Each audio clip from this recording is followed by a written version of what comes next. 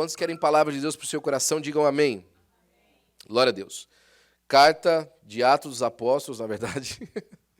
Atos dos Apóstolos, capítulo de número 17, versículo de número 28, diz assim a minha Bíblia e a sua também.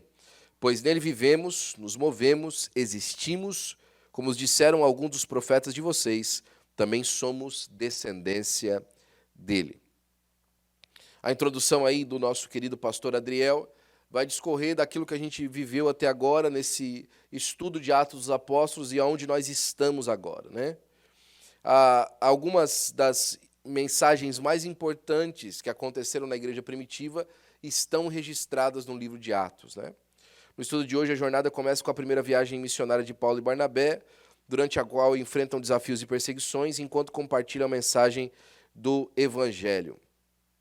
Aqui, uma das expressões mais célebres desse estudo, olhando a pessoa de Paulo, quando ele, ao encontro do rei Agripa, o rei Agripa fala assim, Paulo, por pouco me persuades cristão. Mais para frente a gente vai falar isso, né? Olha, quase que você me convenceu a ser crente, viu, Paulo? Aí Paulo, sábio do jeito que era, conhecedor das Escrituras do jeito que era e cheio do Espírito Santo, falou assim, ó rei Agripa, quem dera, nem por pouco, nem por muito, não só você, mas todos estes que me ouvem aqui fossem tais como eu, exceto por essas cadeias, né? É quase que um somebody love, né? Olha, eu queria que você fosse eu, só que eu não queria que você tivesse na mesma situação que eu, né, rei? Tá. O apóstolo Paulo, irmãos, ele tinha uma grande facilidade em argumentar. Ele tinha um poder argumentativo extraordinário e é por isso que ficou marcado, né? A história dele ficou marcada nos anais da igreja e como o Espírito Santo de Deus usou ele de maneira gloriosa. Mas, começando o nosso estudo aí pelo capítulo 13 do livro de Atos dos Apóstolos, começa com a primeira viagem missionária de Paulo e Barnabé. É interessante isso, irmãos, que a igreja que promoveu missão não foi a igreja em Jerusalém, mas foi a igreja em Antioquia. A igreja em Jerusalém enviou missionários, é verdade. Inclusive, para a própria Antioquia, a igreja em Jerusalém enviou missionários. Paulo e Barnabé, por exemplo, foram alguns dos enviados para lá em uma certa ocasião, principalmente Barnabé, que foi enviado para lá pelo concílio de Jerusalém, para trabalhar ali com aqueles irmãos, que é aquela igreja que estava começando, que era uma igreja gentílica, principalmente gentílica, formada, é claro, de muita gente de judaica, mas principalmente gentílica. E nessa formação dessa nova igreja ali, foi a primeira igreja que enviou campanhas missionárias. Enviou missionários no sentido que a gente conhece mais da maneira como a gente vê hoje, né? Essa ideia de enviar missionários ao campo é do Senhor Jesus, né? O Senhor Jesus mandou 70 discípulos de 2 em 2 a andar pelas aldeias, etc., pregando o evangelho do reino. Mas essa ideia de envio de missionários é completamente nova e é uma extensão daquela primeira que o Senhor Jesus Cristo faz. E é interessante que a primeira coisa que acontece é que as pessoas geralmente falam assim, né? Missionário é aquele obreiro que é maluquinho, né? Ou então aquele obreiro que não tem muita destreza, que não é muito bom, né? É isso que a gente envia missionário, né? Os missionários são aqueles irmãos que não tinham chance na igreja local, aí eles são enviados como missionário, né? O pessoal não sabe muita coisa, tal, né? Irmãos, quando a gente olha para Atos dos Apóstolos, o que a gente percebe é que o material missionário, o material para missionário é o melhor que tem. O material para ser enviado como missionário não é aquele que é lá por baixo, é aquele que está por cima, aquele que tem uma condição e uma mente iluminada por Deus. Olha só o versículo 1 do capítulo 13. Olha que bonito, o versículo 1 do capítulo 13. E na igreja que estava em Antioquia havia alguns profetas e doutores, a saber, Barnabé e Simeão, chamado Níger. Simeão, chamado Níger aqui, a gente já vai falar um pouquinho disso aqui. E Lúcio, Cirineu, e Manaém, que fora criado com Herodes, o tetrarca, e Saulo. Olha que bonito isso. Uma primeira coisa que aparece aqui é que a igreja primitiva era uma igreja inclusiva. As pessoas falam, porque tem que ser inclusivo, tal. Não existe uma igreja mais inclusiva do que a igreja primitiva. Hoje, quando a gente fala inclusivo, a gente pensa logo nessa questão de preferência sexual. Não é isso que é inclusivo. Não é isso que é ser inclusivo. Ser inclusivo é uma pessoa, um organismo, uma organização que recebe todo tipo de gente, de toda a camada social. E de onde a gente tira isso? A gente tinha Barnabé, que era um ex-empresário, tinha vendido as suas posses, as suas terras para viver a missão. A gente tinha Níger, que era um negro, né? Aqui a expressão é exatamente essa. No inglês fica exatamente aquilo que a gente não fala aqui, porque se alguém assistir vai acabar achando que a gente está falando palavrão. Mas Níger é justamente isso, né? Ele era negro, ok?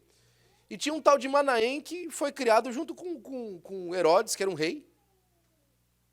Olha só a gama dos irmãos. E eles eram mestres e doutores na igreja.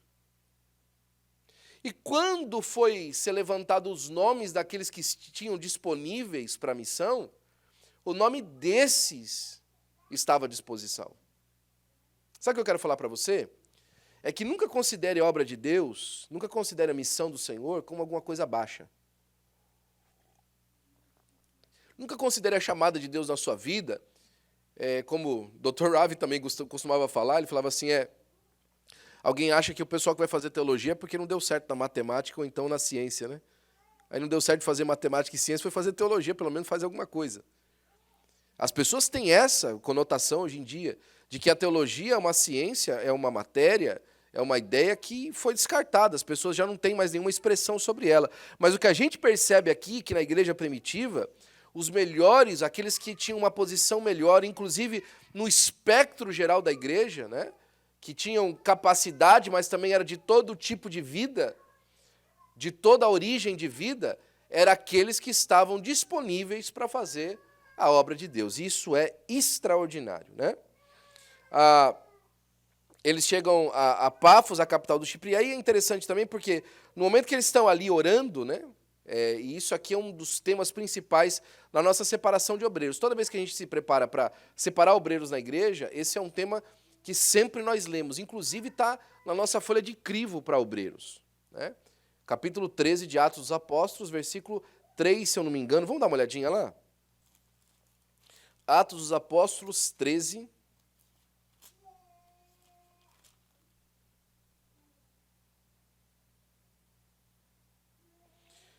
Alguém pode ler o versículo 2 e 3 para mim, por gentileza? Fique de pé e leia o versículo 2 e 3 de Atos dos Apóstolos, capítulo 13, versículos 2 e 3. Servindo eles ao Senhor e jejuando, disse o Espírito Santo: Apartai a mim Barnabé e a Saulo para a obra que os tenho chamado. Então, jejuando e orando, e pondo sobre eles as mãos, os despediam. Você vê que extraordinário? Eles foram convidados pelo Espírito de Deus para essa obra. Quem escolhe eles é o Espírito de Deus, né? Não é uma escolha feita de maneira política pela igreja. A igreja não escolhe eles baseado em quem eles eram no contexto. Muito pelo contrário. Se alguém ali podia estar numa situação ruim para ser chamado para um ministério, era justamente Paulo. Saulo não era uma pessoa que tinha simplesmente um bom caminho no meio dos cristãos. Saulo havia perseguido a igreja e Saulo tinha um certo estigma sobre ele. Havia uma pecha sobre Saulo. Saulo tinha uma percepção sobre ele que era ruim. Por conta da perseguição, as pessoas não viam ele muito bem. Ao mesmo tempo, Barnabé, com certeza, aquilo que a Bíblia nos informa, principalmente nesse período de Atos dos Apóstolos, era uma pessoa absolutamente querida da igreja. Ele já tinha aquilo que você desconsideraria para enviar alguém para a missão. Porque era uma pessoa que tinha uma influência muito grande sobre a igreja local. Mas aí Deus, na sua onisciência e no seu poder, chama Saulo e Barnabé, junta os dois e fala, vai fazer missão. E eles saem para fazer missão. O primeiro lugar que eles param é Chipre. E é importante eles pararem em Chipre em primeiro lugar, porque era a terra natal de Barnabé. Sabe o que parece aqui, irmãos? É que a primeira coisa que Barnabé faz, e nesse momento a gente percebe bastante uma liderança de Barnabé sobre aquela equipe. Sabe o que fica bem claro aqui, nessa liderança de Barnabé sobre aquela equipe? É que Barnabé foi pregar para a sua Jerusalém, em primeiro lugar. Em primeiro lugar, ele foi para Chipre. Ele foi confirmar aquelas pessoas que eles sabiam. Ele foi pregar para aqueles próximos de casa. Irmão, o lugar mais difícil de ser crente é em casa, viu? Na rua é fácil ser crente, na igreja é fácil ser crente, né? Na frente das pessoas é fácil ser crente, em casa é difícil. Na nossa cidade natal, onde a gente saiu, que é difícil, né? Onde as pessoas conhecem, né, aquilo que a gente costuma falar, né? As nossas falhas, os nossos problemas, lá é que é difícil a gente manifestar a nossa fidelidade para com Deus. Mas Barnabé foi lá pregar o evangelho aos seus irmãos em nome de Jesus. E eles chegaram ali, irmãos, para falar com o procônsul da cidade, né? Já chegaram lá em Pafos, na capital de Chipre, né? E foram falar com o procônsul, que era o Sérgio Miguel. E enquanto Paulo pregava para o procônsul, lá falando para o procônsul das verdades de Deus e tal, né? Mais uma vez, inclusive, incluindo isso na nossa percepção, talvez Paulo ali estava usando de toda a sua influência, de todo o seu intelecto para mostrar para o procônsul a maneira como o evangelho fazia sentido, né? A maneira como o evangelho tinha uma ideia racional por detrás. Tinha um tal de Elimas do lado do procônsul falando na orelha dele. Paulo falava alguma coisa, Elimas desfalava do outro lado. Paulo falava uma coisa, Elimas desfalava do outro lado. De repente, Paulo fica nervoso e fala assim, ô filho de Belial, até quando você vai ficar tentando contra Deus? Você vai ficar cego agora. Vamos lá no versículo 11, olha só.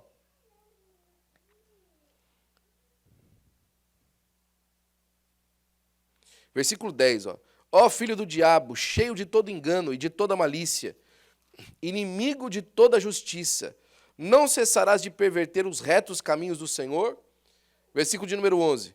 Pois agora eis que está sobre ti a mão do Senhor, e ficarás cego, não vendo o sol por algum tempo. No mesmo instante saiu sobre ele uma névoa de escuridade, e andando à roda procurava quem o guiasse pela mão. Ficou cego na hora. Por quê? O procônsul gostava de ouvir o Elimas, porque o Elimas era um mago. E direto o Elimas vinha lá falar algumas coisas positivas para o Sérgio Paulo. E o Sérgio Paulo gostava, né? Tem muito crente, eu vi isso alguém falando hoje da gente vindo para o culto, que falaram ontem lá no culto, lá na sede, né? Tem muita gente, irmão, que elege feiticeiro por profeta. É um feiticeiro, mas elege por profeta. Por quê? Porque fala coisa bonita. Fala coisa que alimenta o coração, que afaga a alma, né? Fala coisa que, olha, isso aqui, ó, o seu futuro é brilhante, o seu futuro é maravilhoso. E aquilo afaga a alma, né? Olha, quem te viu passar na prova e não te ajudou, Deus está me falando que vai se arrepender, viu? Eu vi uma cova aberta para aquela pessoa que fez mal para você. Isso é coisa de macumbeiro, irmão. Deus manda para a cova? Claro que manda. Deus abate e exalta? Sim. Mas a primeira coisa que acontece, irmãos, quando Deus está falando com a gente, é o conserto da nossa vida. É o resultado que conserta a nossa vida. É muito importante que aquilo que Deus fala com você, ó, na palavra de Deus. É aquilo que o Senhor realmente quer para uma pessoa. Ontem nós falávamos com os irmãos que Deus não faz milagres simplesmente por fazer. Deus não opera milagre simplesmente por operar, porque você pediu lá e vai fazer. Não, tem um objetivo. Tudo que Deus faz com propósito. Deus não faz nada sem querer. Rapaz, acabou acontecendo. Não tem isso com Deus. Nem vi que você estava aí para receber a bênção. Então toma, vai. Não é assim. Tudo que Deus faz tem propósito. É por isso que a gente tem que dar graças a Deus, inclusive nas nossas lutas, porque elas também têm propósito, para a glória do nome do Senhor Jesus Cristo, né? Elimas ficou cego e Sérgio falou assim, o quê? Sérgio Paulo, né? Falou, o quê?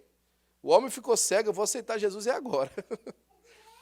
E por conta do milagre, Sérgio Paulo aceitou o Senhor Jesus Cristo. Está vendo o propósito na cegueira do Elimas? Tinha propósito na cegueira do Elimas. Através da cegueira dele, o Sérgio Paulo se convenceu de quem é o Senhor. É por isso que ele ficou cego. Não foi simplesmente uma macumba gospel, como alguns falam que Paulo fez, não. Né? Mandou ficar, acabou. Não, tinha propósito naquilo. Deus estava manifestando o seu poder através daquela situação. Peça para Deus te usar assim, com propósito. Onde você está? No lugar que você chega. Senhor, eu quero falar com propósito, eu quero falar com eficácia. Né? Há poucos dias atrás, a gente recebeu um convite para participar de uma audiência na prefeitura de Culver City, aqui nossa vizinha.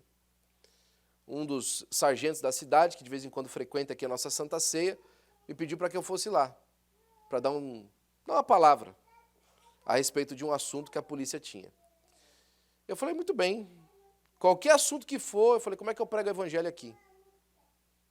O assunto que for, nós vamos falar das árvores, como é que faz para me pregar o evangelho falando de árvore? Nós vamos falar de câmera de trânsito, como é que faz para mim falar de Jesus falando de câmera de trânsito? Vamos dar um jeito. Eu tinha 2 minutos. Eu comecei agradecendo, falei para eles que como brasileiro a gente está, como Jeremias 29, buscar o bem da cidade que a gente foi transportado. Falei que a ideia deles era muito boa. E falei para eles que as pessoas que moram na cidade de Culver City querem o bem. E foi por isso que Jesus, na cruz do Calvário, morreu, para que a gente, através da vida dele, pudesse alcançar o bem. E agradecer a oportunidade. Em 2 minutos. Na hora que foi fazer a votação sobre aquele assunto, eu já tinha ido embora, eles falaram que eu ia falar às 7h da noite, eu falei 10h30. Na hora de ir embora, eu fiquei assistindo pela internet para ver o que ia acontecer com a votação do assunto que eu falei lá, né? Como membro da comunidade.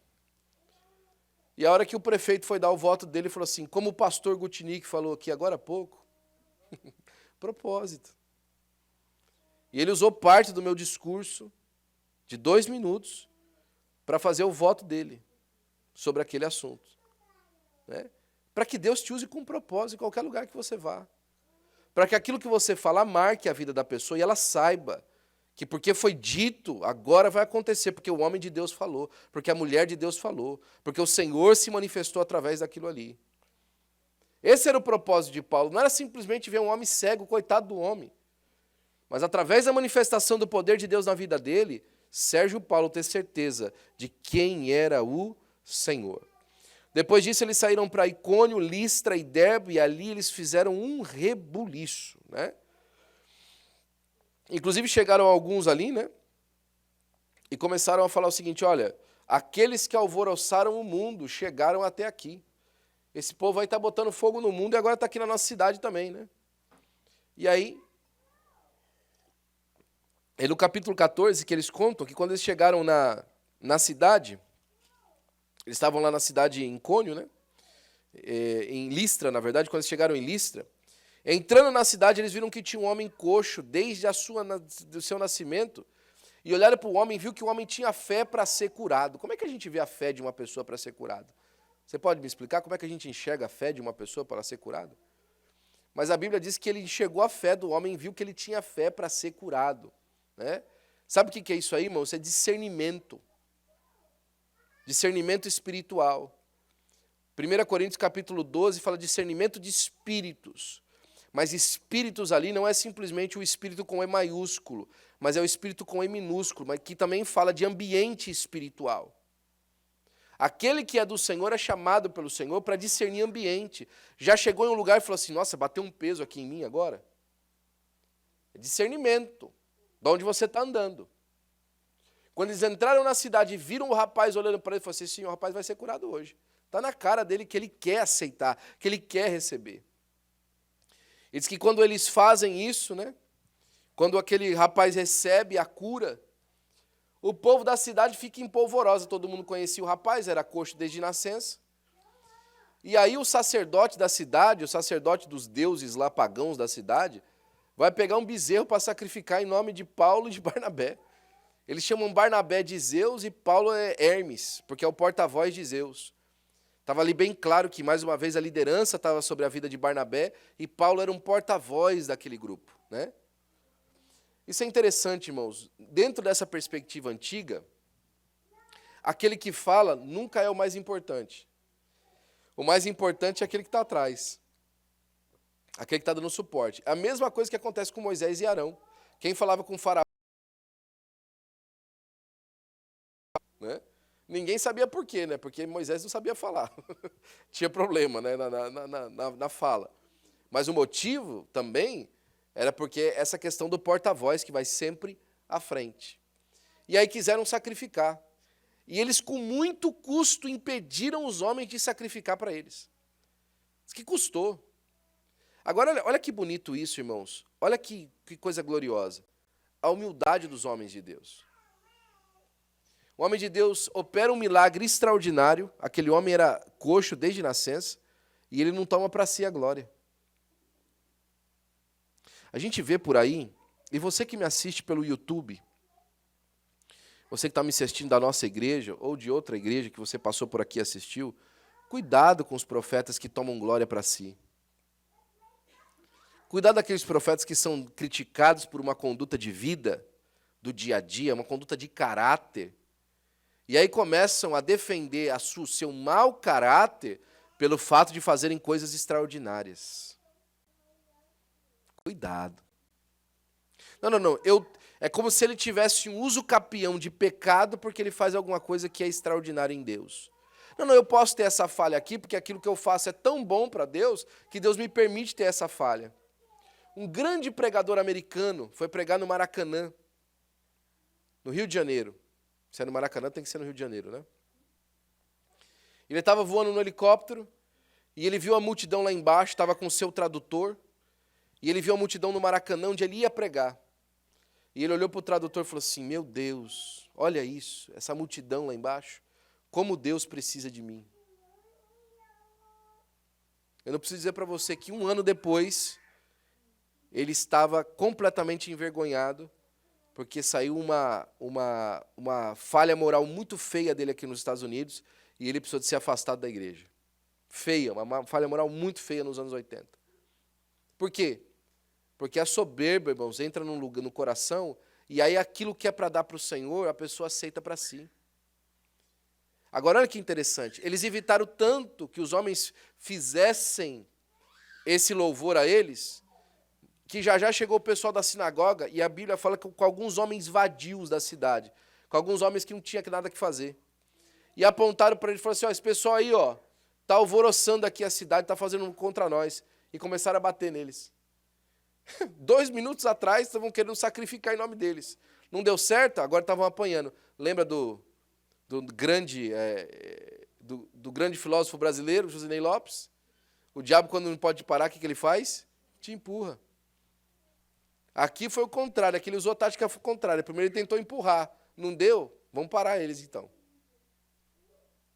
Diz que a surra foi tão grande que no outro dia, Paulo foi parar para fora da cidade, apanhou tanto que ficou jogado no chão. Levantou, sacudiu a poeira, entrou na cidade de novo e foi pregar. Os discípulos dele chegaram com aquela cara de ué em volta dele e falaram assim, escuta, e é assim mesmo? Como é que é? Vai ser desse jeito? A gente vai apanhar? A gente vai sofrer por causa disso? E aí ele lançou uma grande e célebre frase que tem sido um dos pilares do meu ministério pessoal. Ainda que por muitas tribulações, importa entrar no reino de Deus. Ainda que sofra, ainda que seja difícil, ainda que seja cansativo, ainda que às vezes se você olha assim para mim, será que vai valer a pena? Vai valer a pena, em nome de Jesus. O importante é entrar no reino de Deus, a gente vai chegar lá. A gente vai pegar a bandeira quadriculada, né? E vai cantar o hino da vitória, e vai ser bênção. É aí que vai valer a pena. Aqui vai ser sempre entre a bênção e a dificuldade. Entre a vitória e o sofrimento.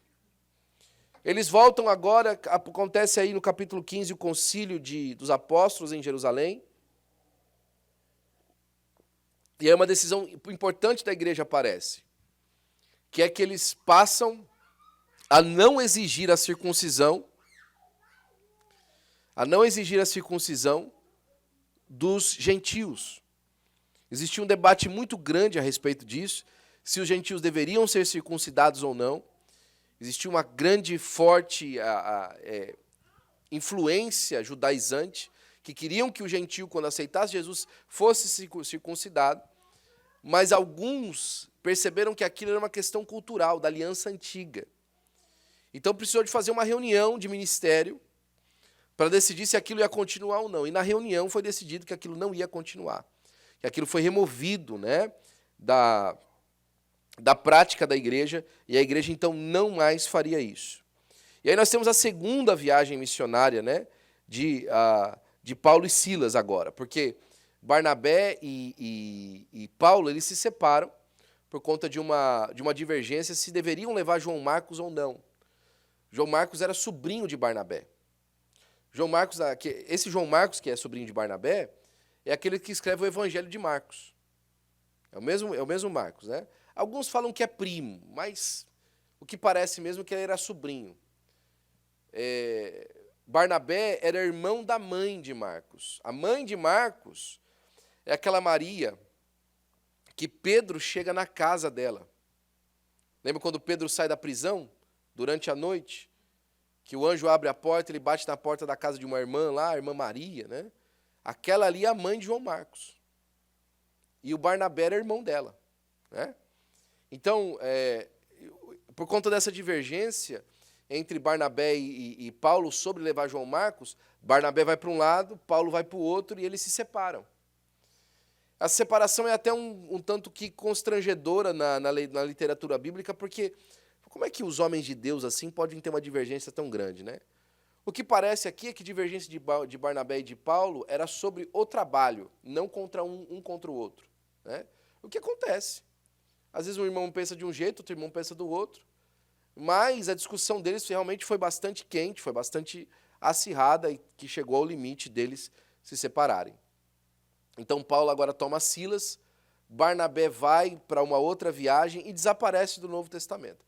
O que fica claro, por exemplo, irmãos, é que Barnabé, ele era uma pessoa que o ministério dele era diferente. E eu gosto. Para mim, eu acho que um dos personagens mais bonitos que tem na Bíblia é o personagem de Barnabé. Porque o Barnabé é aquele que senta e ajuda. Filho da consolação também pode ser traduzido por filho filho do encorajamento, né? Porque é aquele que falava assim, olha, vai dar certo, meu amigo, nós vamos chegar lá, vai funcionar isso aí. Conta para mim sua história. O que deixa claro ali nos evangelhos, em Atos dos Apóstolos, no início, é que quem trouxe Barnabé para o meio dos apóstolos, ou quem trouxe Paulo para o meio dos apóstolos foi Barnabé. Ninguém queria chegar para conversar com Paulo. Todo mundo tinha medo. Não, a gente vai chegar lá para conversar com ele vai estar meio assim, esse homem perseguiu os crentes, tal, como é que a gente vai chegar para conversar com ele lá? Vai ser problemático isso aí, né? Mas Barnabé foi aquele que foi lá, falou, escuta, rapaz, conta aí para mim sua história. Você disse que você viu Jesus, como é que é isso aí? E aí depois chega lá e traz o Paulo para falar com os apóstolos. Ó, pessoal, ouve ele aqui, ó. A história dele é bonita. Você já pensou se foi assim, né? O dia que Barnabé chegou na reunião da cúpula da igreja em Jerusalém, carregando Paulo com ele? Já pensou? Esse aqui é o Paulo aqui, ó. O Saulo de Tarso, aqui, ó, ele aqui. Já pensou? Um espião no nosso meio. Mas o que parece no coração de Barnabé, e fica claro isso na leitura bíblica, é que da mesma forma que Barnabé se entregou para que Paulo fosse avante, ele fez a mesma coisa com João Marcos. E o resultado de Paulo, o resultado de Barnabé, está aí, tanto em Paulo quanto em João Marcos. Porque quando chega no final do segundo livro de Timóteo, quando Paulo está escrevendo lá para Timóteo, na segunda carta que ele escreve, ele fala assim, ó Timóteo, vem me ver depressa, traz com os pergaminhos, traz também a capa que eu deixei em Troade. E olha, traz também João Marcos, porque ele me é muito útil para o ministério. Agora, quem transformou, quem foi a ferramenta do Espírito de Deus para formar essa utilidade em João Marcos? Barnabé. Então, apesar de o nome dele não estar lá, nesse primeiro rol do que a gente comenta, não tem um livro com o nome dele, ele não fez todas essas viagens missionárias a mais, não tem o nome dele abrindo tantas outras igrejas como Paulo, está por detrás. Foi aquele que preparou, foi aquele que auxiliou, né? Irmãos, nunca desista de uma pessoa que Deus colocou na sua vida. Nunca desista de alguém que Deus colocou na sua mão, né? Deus pode estar, através dessa pessoa que Ele colocou na sua mão, que é difícil, que é dificultosa de mexer, que é difícil de trabalhar. Deus está formando alguém, Deus está levantando alguém que vai ser muito usado por Deus, que vai operar grandes milagres em nome do Senhor Jesus Cristo, que vai alcançar muitas pessoas para a glória do nome do Senhor. Não desista. O Senhor está trabalhando através disso, também para a glória do nome do Senhor Jesus Cristo. Vamos um pouquinho mais para frente? Capítulo de número 16, ali por volta do versículo 19 e 40, nosso tempo já está quase terminando. Paulo e Silas são presos, né? E aí na prisão, pela madrugada, lá perto da meia-noite, ele falou assim, quer saber, rapaz, eu vou largar esse negócio de evangelho. Vou parar com esse negócio aí, isso não dá vida para ninguém não. Estou aqui, desde que eu comecei a ir para a igreja, as coisas só pioraram. Eu já tive gente que falou assim para mim, pastor, eu não vou me envolver com a casa de Deus, porque toda vez que eu me envolvo, sobe luta lá em casa. Então eu não vou me envolver com nada. Eu prefiro não fazer nada. Esse é um obreiro medroso, né? Mas eu entendo o que ele está falando, porque é verdade. A retaliação vem. Principalmente se você se recusa a colocar sua vida no altar. Se você recusa a não se arrepender dos seus pecados, realmente, a retaliação sobe, o problema vem. E aí o Paulo e o Silas estão lá, né? Já tinham apanhado durante o dia, tentando andar direito, já tinham apanhado durante o dia. E agora, à meia-noite, eles começam a cantar. Começam a louvar a Deus, perto da meia-noite. Perto da meia-noite começam a engrandecer o nome do Senhor. E aí, enquanto eles estão cantando, vem um terremoto na cadeia. E abre todas as portas, não abre só as dele. Abre todas. E aqui tem um princípio muito extraordinário para você. Quando você começa a adorar, a porta da libertação não abre só para você, abre para todo mundo que está em volta. A libertação não vem só para a sua casa, vem para todo mundo que está ouvindo. Certa vez, só que a libertação é algo assim também, né? Você tem que tomar posse da libertação. Certa vez um irmão da nossa igreja, enquanto nós estávamos com jovens, ele falou assim para mim, falou, Will, eu tive um sonho essa noite, e eu sonhei que a gente estava numa grande penitenciária. Nós estávamos andando pelos corredores de uma grande penitenciária. Só que eu achei interessante que todas as portas da cadeia estavam abertas. Todas as portas estavam abertas. Mas as pessoas continuavam dentro da cela. Estava tudo aberto. Mas as pessoas continuavam dentro das suas celas. Paulo e Silas, acontece uma coisa parecida com essa. O terremoto foi tão grande, assustou todo mundo, eles não saíram por conta do pecado, do medo, eles não saíram, na verdade, por conta do tremor e ficaram com medo do tremor. E aí o carcereiro vai se matar, porque como ele era o guarda, se o pessoal tivesse fugido no tempo da guarda dele, iam ter matado ele depois. E ele estava pronto para se matar e o Paulo falou, não faz isso não, está todo mundo aqui. E aí ele prega o evangelho para ele, ele falou assim, olha, crê no Senhor Jesus Cristo e será salvo tu e a tua casa. A salvação para nós, irmãos. É aqui que muita gente fala assim, é que a salvação então não é individual, é coletiva? Não. É que naquela época, as pessoas funcionavam assim. Se uma pessoa da casa mudasse, ou o pai, principalmente o pai de família, né, mudasse de religião, todo mundo mudava de religião, todo mundo ia junto. Era uma crença comunitária, sempre foi uma crença comunitária nesse sentido, né? Mas alguém precisava de tomar a atitude de maneira individual, né? Paulo passa em Tessalônica e em Bereia, lá nos crentes bereanos, aqueles crentes que tudo que Paulo pregava, chegavam em casa, eles iam ver se era realmente aquilo que ele tinha pregado estava certo. E aí eu vejo um bom costume, irmãos, que eu incentivo você, né? Leia a sua Bíblia na sua casa, né? Quantas vezes você lê a sua Bíblia na semana?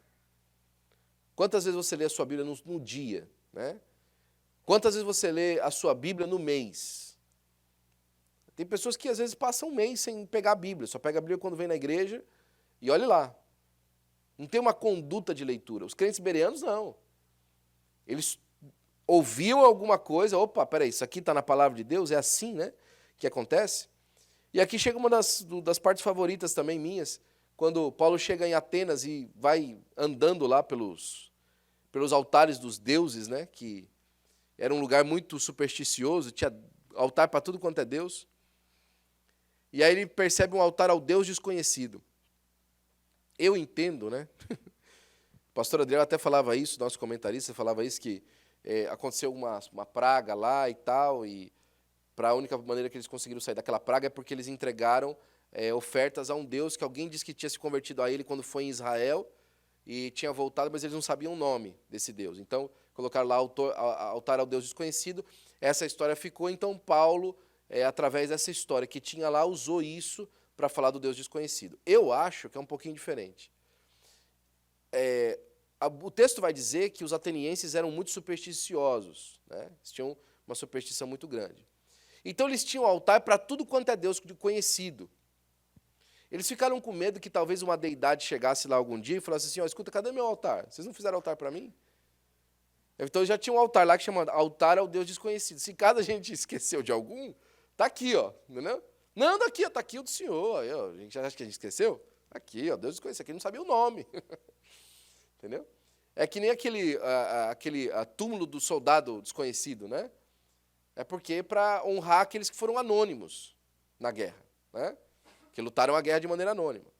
Bom, Paulo vai passando, percebe aquilo ali, e já sei o que eu vou fazer. Vai lá para o Areópago, que era o lugar. Diz que os atenienses viviam de novidade. Parece que os atenienses são parecidos com a civilização mais moderna, né? Vive de novidade. Tudo tem que ser novo, nada pode ser antigo, nada pode ser o mesmo, né?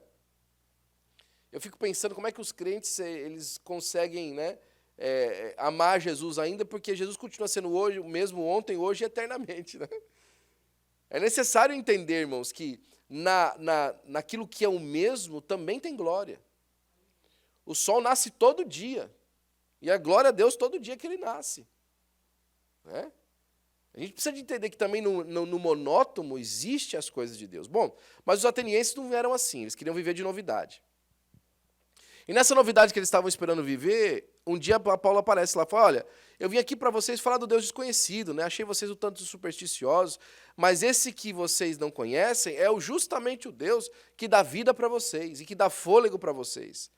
Do qual do profeta de vocês disse, olha, ele não está muito longe de nós, ele não está mesmo. Vocês quase que tateando pode alcançá-lo. E começa a pregar o nome do Senhor Jesus Cristo, né? Ele começa, na verdade, a falar de Deus, um varão que ele prometeu que vai voltar, trazendo ele dos mortos. Alguns creram na mensagem, mas muito poucos. Parece que Paulo não formou igreja em Atenas, não surgiu uma igreja lá em Atenas, ok? Foi surgir depois em Corintos. Inclusive tem algumas pessoas que falam, né, que Paulo não pregou o perdão de pecados através de Jesus Cristo em Atenas. A mensagem de Paulo não foi tão clara. Paulo foi muito mais intelectual em Atenas do que foi em Corintos. Corintos ele acusou pecados e pediu para as pessoas virem à salvação. Mas em Atenas parece que houve um certo enredo ali que ele tratou. Alguns eruditos dizem que essa é a motivação pela qual Atenas não tem igreja e Corintos tinha. Porque em Corintos ele pregou o evangelho completo, em Atenas ele não pregou, né? Irmão, isso faz diferença. O evangelho não é o feel good. Olha, eu estou aqui pregando para que você feel good. Não, estou aqui pregando para você ter o perdão dos seus pecados. E aí você vai feel good. E aí você vai se sentir bem. Porque quando ele tirar a mancha do pecado do seu coração, você vai estar livre para a glória do nome do Senhor Jesus Cristo. Paulo ainda vai passando de novo em Éfeso, em Corinto. No capítulo 19 começa a terceira viagem de Paulo. A gente precisa de correr, já o tempo já foi. Acontece um tumulto em Éfeso, Paulo outra vez na Macedônia e na Grécia. O discurso de Paulo aos irmãos de Éfeso, aqui muito importante também, irmãos. Paulo não tinha, na sua estratégia de ministério, fazer com que a igreja ficasse em torno dele. A estratégia de ministério de Paulo era fazer com que as pessoas crescessem para que elas aprendessem a andar nos caminhos do Senhor. Para que elas aprendessem a andar com Deus e como manifestar uma vida cristã. Não era para ser escravos de Paulo. Era para andar no Senhor Jesus Cristo que Paulo apresentou. Então, Paulo, depois de formar aqueles irmãos, ele passou cerca de 2 anos e meio em Éfeso. Depois de formar aqueles irmãos, ele falou assim, é o seguinte, eu estou indo embora e vocês não vão me ver mais. Não era como hoje, que dava para voltar de avião rapidinho, né? Daqui na Flórida é 5 horas de viagem e você chega, mas se você vai de carro é pelo menos 3 dias e meio. Se você vai de a pé ou de jegue, quanto tempo dá? 6 meses no mínimo de viagem? Chega nunca. Era difícil, era diferente. Se você olha, por exemplo, o trajeto dessas viagens tão grandes que ele fez, né, não são trajetos tão grandes. São trajetos relativamente pequenos, que você consegue fazer de carro num horário relativamente razoável. Viagens que demoravam meses, mas que você faz um trajeto relativamente razoável, porque é dentro ali da Europa, na parte mais sul da Europa, norte da África ali e tal, Ásia Menor, tudo pertinho um do outro. Que para eles eram distâncias enormes para aquele tempo. Então Paulo está falando assim, olha, não vai dar para voltar aqui de novo. Só que vocês vão fazer o seguinte, vocês vão olhar por vocês agora e pela família de vocês. E cuidado para os lobos devoradores que vão vir aí.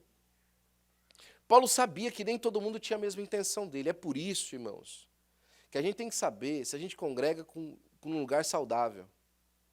Porque a primeira coisa que um lugar saudável não faz é não se preocupar com a conduta cristã das pessoas. Um lugar não saudável, um lugar insalubre que você congrega, ele não se importa do jeito que você anda. Não faz diferença. Paulo está falando o seguinte, olha, vocês não vão vir mais, mas deixa eu deixar a diretriz aqui para vocês. Cuidado, porque no meio de vocês vão se infiltrar lobos devoradores. Cuidado com a conduta. Olha quem está entrando no meio de vocês, olha como é com a conduta uns dos outros. Vamos guardar o coração uns dos outros, né? Tendo-vos mostrado tudo que trabalhando assim, ainda trabalhando com verdade, com coração, versículo 35, né? É necessário auxiliar os enfermos e recordar as palavras do Senhor Jesus Cristo que disse, mais bem-aventurada coisa é dar do que receber. E ele termina dizendo, olha, o grande chamariz da vida cristã, o mote maior, o gol mais elevado, é ter certeza de que quando você sair dessa terra, você entregou muito mais do que você recebeu. Na nossa cabeça é diferente, né? É a gente conseguir agregar mais do que os outros. É a gente alcançar mais do que os outros. Não. Mas na matemática do céu é diferente. Você deixou tudo. Você entregou tudo. Ah, mas ninguém me entregou nada. Não, não interessa. A pergunta é, se você entregou tudo, o que você trouxe para essa festa? Você entregou tudo? Ou você resguardou? Porque alguém te traiu? Porque alguém te fez mal? Porque alguém te machucou? A grande bênção da vida cristã é entregar tudo. Foi o que o Senhor Jesus Cristo fez. E quando ele terminou de entregar tudo, que ele recebeu agora poder, honra e glória na sua mão, quando ele fala assim, todo o poder o Pai me deu, sabe o que ele fez com todo o poder que o Pai deu para ele? Ele entregou de novo. Deu autoridade à igreja. Lá em João, no capítulo de número 16, se eu não me engano, ele fala assim, Pai, a glória que tu me deste, eu dei a eles. Agora volta a me dar a glória com que eu tinha contigo antes da fundação do mundo. E agora quando Deus glorifica ele mais uma vez, e ele toma posse de novo da sua posição como Deus de todo o universo, ele aparece no meio dos discípulos e fala assim, olha, recebam a autoridade, recebam o Espírito Santo. Olha, todos aqueles que vocês perdoarem os pecados serão perdoados, aqueles que vocês retiverem serão retidos. Dá autoridade para eles. Porque mais bem-aventurada coisa é dar do que receber. E sabe o que acontece com quem mais entrega? Mais ele recebe na glória. Aquele que mais manifesta o coração de Jesus, mais recebe dele graça e poder. Paulo viaja para Jerusalém. Antes dele viajar, o profeta Ágabo. Eu acho tão interessante porque o Ágabo, ele parece bastante esse profeta no sentido que a gente tem hoje, né? Aquele irmão que tem o dom espiritual e entrega, né? O Ágabo, inclusive, fazia teatro, né? Ele tem 2 profecias muito interessantes no Novo Testamento, em Atos dos Apóstolos. Uma ele fala que havia uma fome, né? Vai vir uma fome grande e tal, o pessoal se preparar para a fome e tal. O Ágabo fala isso. E outra passagem é quando ele pega o cinto de Paulo e se amarra com ele. Ele pega e se amarra com o cinto de Paulo assim, tal, e fala assim, olha, vai acontecer isso aqui com o homem que é o dono desse cinto. Faz de maneira teatral, né? Bem assembleiano, né? De maneira teatral, ele entrega a profecia dele. Ó, vai acontecer isso aqui. E aí o pessoal fala assim, não, Paulo, não vai lá não. Né? Não vai lá não, Paulo, não vai em Jerusalém, porque ó, você vai ser preso. E o Paulo falou, não, já sabia, ele só confirmou. É para isso mesmo que eu vim. Deus já tinha me avisado que ia padecer perseguição por causa do nome dele. Eu estou sabendo. Quando Paulo recebia alguma coisa que ia passar de difícil na vida dele, ele não recebia aquilo como assim, então deixa eu procurar aqui e tal, né, para não passar. Principalmente se era por causa do evangelho. Não era uma coisa, por exemplo, olha, resolve isso aqui na sua vida, conserta, né? Como alguém às vezes fala assim, olha, sua saúde está passando por esse problema, resolve isso. Deus me falou que você precisa de fazer isso aqui e tal, por causa da sua saúde. Não era isso. Era um aviso sobre alguma coisa que ele tinha que passar. E aí Paulo fala assim, não, eu vou lá do mesmo jeito. Porque agora eu sei que Deus está nesse negócio. E eu vou passar com alegria para a glória do nome do Senhor Jesus Cristo. Paulo chega em Jerusalém, logo é preso, né? No capítulo 22 ele dá um discurso em sua defesa. E ele agora vai perante o Sinédrio, né? Quando ele pede desculpa por ter falado mal do sumo sacerdote. Então agora ele apela para César. E aí ele aparece perante o rei Agripa. E aqui, irmãos, essa passagem no capítulo 25 e do capítulo 26 são um dos discursos mais emocionantes da Bíblia Sagrada. Paulo usa de toda a retórica que ele tinha para trazer elucidação àquelas pessoas que estavam ouvindo a respeito do Evangelho do Senhor Jesus Cristo, e é de maneira extraordinária que ele faz isso. No capítulo 27 ele é enviado a Roma, e no capítulo 27 ainda também acontece um naufrágio. Eu quero terminar com a história do naufrágio, para a gente poder seguir em frente. Você sabe, Paulo vai ser enviado a Roma, entra num navio com mais de 200 pessoas ali, muitas delas também eram prisioneiras, e eles vão sair em sentido a Roma. Paulo fala, olha, tá ruim o tempo, eu acho melhor a gente não ir. Lembra que Paulo fazia tenda? Esse aspecto de Paulo fazer tenda e ter viajado muito, também é bem possível que Paulo fazia também velas, né? Paulo entendia bastante, parece que, desse enredo, né, de tempo. E ele avisa, mas o capitão prefere ouvir o piloto do navio, ouvir um prisioneiro, partiram.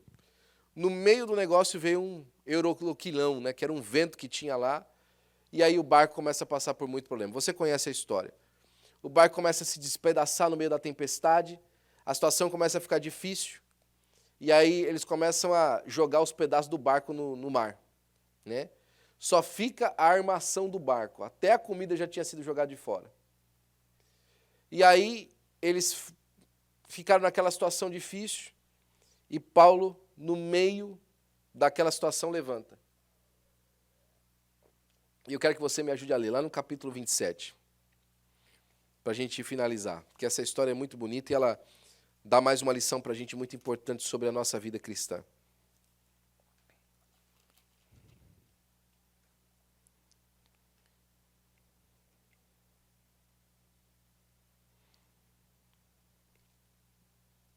A partir do versículo 21. Havendo todos estado tempo sem comer, Paulo, pondo-se em pé no meio, disse, Senhores, na verdade era preciso terem me atendido e não partir de Creta para evitar este dano e perda. Paulo começa o discurso dele e fala assim, olha, eu avisei, viu? Pensa num cara inconveniente, né? Eu disse, eu falei para vocês, tá vendo? Eu falei que ia acontecer, né?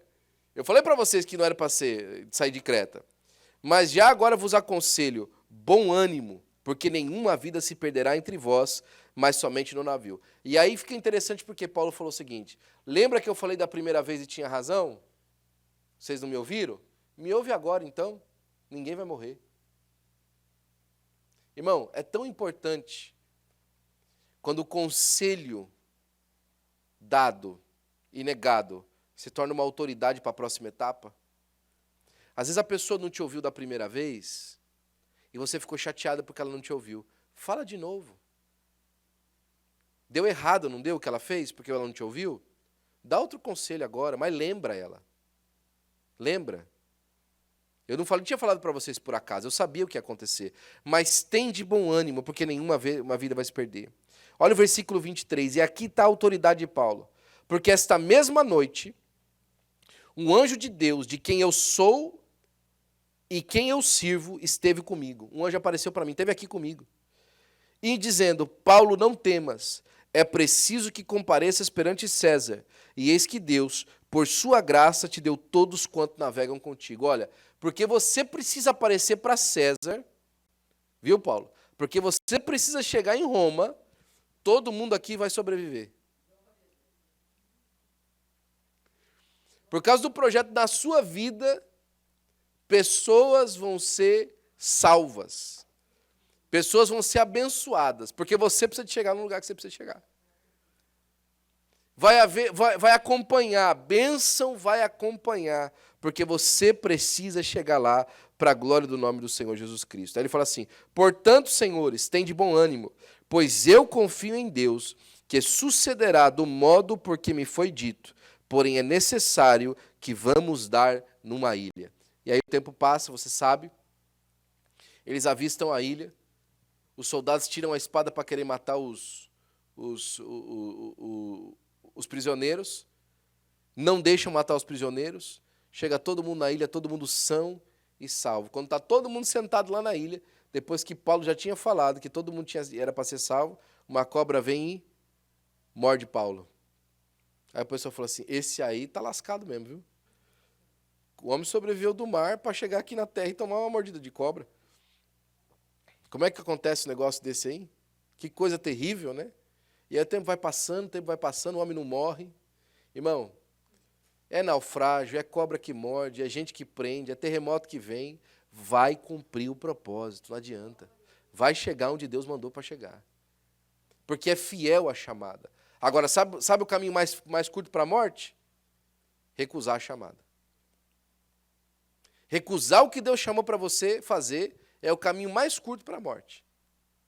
Agora, o caminho mais comprido de vida é andar debaixo do propósito de Deus. Enquanto estiver cumprindo o propósito de Deus, tem vida, tem guarda, tem proteção, tem ajuda do céu. Não importa o que o inimigo mande, tem ajuda de Deus. Não quer cumprir o propósito? Some, desaparece, morre, não adianta. E aí, mais uma vez, eu termino por aqui. Não é por conta, às vezes a pessoa fala assim, Senhor, deixa eu terminar de criar meus filhos, né? Eu estou aqui e tal. Não, é o propósito de Deus, irmão, não o seu. Não o seu. Mas e meus filhos, né? Ou então, e meus projetos e tal? Você acha que Deus não tem projeto melhor do que o seu? Você acha que Deus não quer melhor coisas para os seus filhos do que você? Cumpra o propósito de Deus e seja feliz e tenha longevidade para a glória do nome do Senhor Jesus Cristo. Amém? Irmãos, tinha muito mais que a gente podia falar sobre o livro de Atos. É bastante material que ficou para o estudo de hoje, mas eu espero que a sua vida possa ser edificada por Deus. Nesse simples estudo, naquilo que Deus colocou no nosso coração, para que a gente possa ainda mergulhar mais na graça do nome do Senhor Jesus Cristo. Vamos orar mais uma vez? Fique de pé, por gentileza.